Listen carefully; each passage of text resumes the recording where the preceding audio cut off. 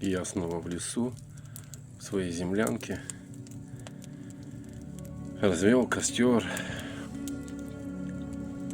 На улице замечательная погода. Ветерок, солнце светит. Комаров почти нет, пауков тоже.